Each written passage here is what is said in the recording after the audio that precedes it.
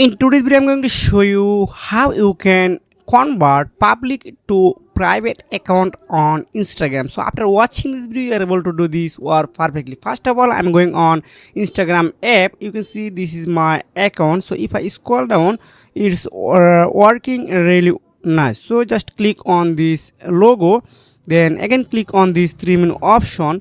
You can see this is a account section. So if I scroll down, you can see who can see your content.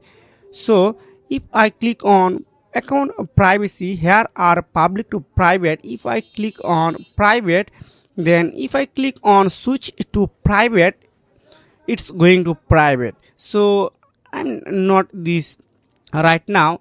I created this video only for example purpose. So just click on switch to private, then you are convert to public to private account. So if you have found this video helpful for you, make sure like and subscribe this channel. See you again. Take care. Goodbye.